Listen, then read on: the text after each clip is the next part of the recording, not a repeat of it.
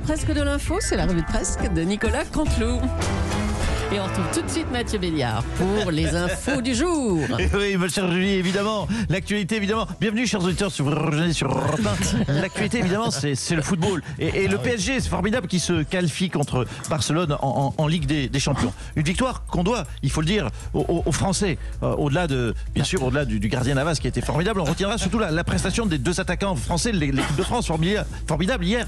Kylian Mbappé et Ousmane Dembélé, qui ont permis à Paris de l'emporter. Attendez, Mathieu, Dembélé, il jouait pour Barcelone. Bah oui, heureusement qu'il jouait pour Barcelone d'ailleurs, parce que s'il avait joué à Paris, on passait pas il a formidablement joué, mais toutes les occasions sont passées à côté.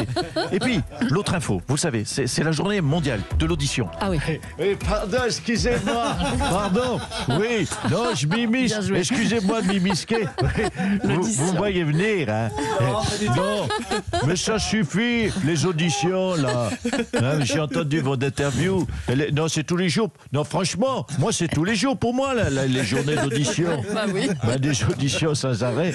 Moi, j'ai pas de problème d'audition, hein, ça, au contraire. D'ailleurs, même d'une manière générale, je trouve qu'on m'écoute un petit peu trop. Merci, monsieur Sarkozy. Ça nous fait plaisir de voir que vous écoutez l'antenne Europe 1 dès 7h, 6h, je sais quoi. Et puis l'autre info. Allez, l'autre info, c'est la reine d'Angleterre, bien sûr, qui joue l'apaisement. Vous l'avez entendu, c'est surprenant, mais c'est une main tendue avec Meghan et Harry. Elle a fait savoir que le couple sera toujours, je cite, ouvrez les guillemets, très aimé de la famille. Le couple sera toujours très aimé de la famille. Oh non, baliverne, oh mais ça pile ou face ça. Oh non mais tu parles.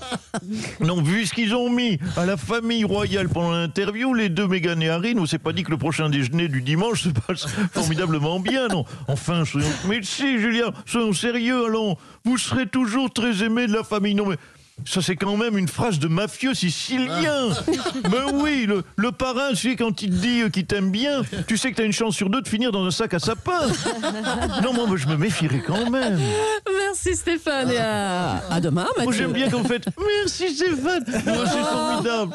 Oh, c'est mignon comme il est taquin. Bah oui. Les rixes entre bandes se multiplient. Le phénomène des bandes de jeunes inquiète de plus en plus et fait de plus en plus de victimes. Dans l'Essonne, à Champigny-sur-Marne, à Paris, dans le 16e. Jean Castex, bonjour. Oui.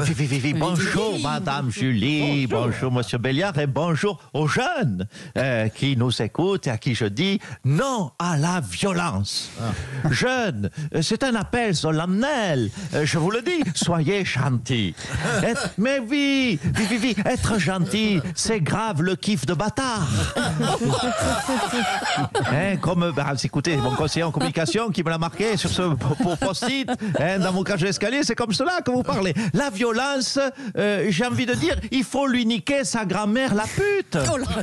Alors, bien sûr, je m'excuse auprès de mamie qui nous écoute peut-être. Mais mamie, comprenez qu'il est nécessaire de s'adresser aux jeunes avec leur langage à eux. Voilà. C'est d'ailleurs pour cela que je vais aller sur Twitch dès dimanche. Ah oui, d'accord. Oui, c'est vrai qu'après François Hollande, c'est vous qui allez sur Twitch, c'est ça. Dans l'émission de Samuel Etienne. Samuel Etienne, tout à fait, vivi.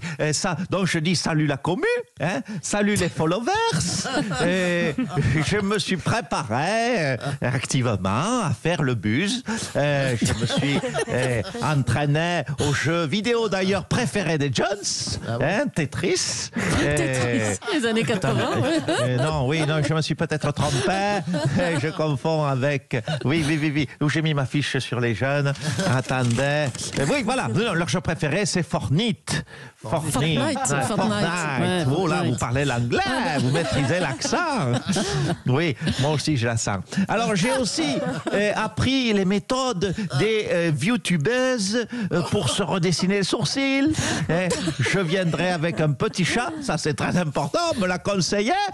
À Matignon, il faut avoir le petit chat, c'est très important. Et puis j'irai moi aussi, bien sûr, chez McDrive et Morito. Non, McKay n'est pas le mytho. Je ne sais plus. McFly et Carlito. Voilà, McFly et Carlito. Voilà. Bon, tout ça c'est bien joli, mais revenons au problème. Qu'est-ce que vous comptez faire de concret pour endiguer ce problème de la violence chez les jeunes ? Rien de tout. tôt. Car, heureusement, Madame Jules vous le constatez, nous sommes en plein pic épidémique. Donc, si les jeunes sont coincés chez eux, à leur domicile, le problème pourrait se résoudre tout seul. Si vous voulez donc aider à résoudre la violence, faites monter l'épidémie, je dis aux jeunes.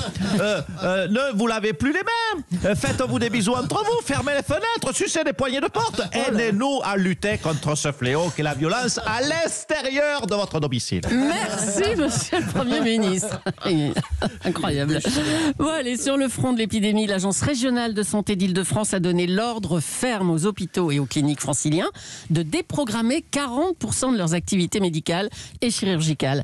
Le ministre de la Santé est avec nous maintenant. Bonjour Olivier Véran. Oui, bonjour Mme Julie, bonjour Monsieur Béliard. Oui, nous avons demandé aux hôpitaux d'arrêter d'opérer des gens lorsque ce n'est pas nécessaire. On peut attendre pour, par exemple, une rotule en céramique. Par exemple, vous pouvez très bien vous passer de marcher avec une rotule en céramique. Enfin, puisque vous n'aurez pas encore la rotule en céramique. Donc, vous n'aurez pas la rotule en céramique. Vous pouvez vous passer de marcher pendant 15 jours, voire 3 semaines. De toute façon, vous n'avez pas le droit de sortir. Donc, il n'y a pas beaucoup de manque. Non, mais attendez, mais les hôpitaux franciliens sont saturés à ce point ? Malheureusement, oui. Malheureusement, oui. Voilà pourquoi nous demandons aussi à 40% des Français de ne plus tomber malades.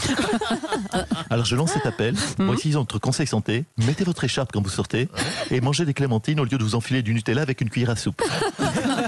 En tout cas, déprogrammer 40% des opérations, c'est fou d'en arriver là quand même. Pourquoi on n'a pas plus de lits en réanimation ? Ça fait 1 an que ça dure cette polémique. Alors Madame Julie, je tiens à vous arrêter. Les lits, nous les avons. Il faut juste qu'il n'y ait personne dedans. C'est pour ça que nous demandons aux médecins de ne pas les remplir avec n'importe quoi. On ne veut plus y mettre du malade bas de gamme. On les réserve aux malades de premier choix. C'est simplement de la gestion élémentaire de stock.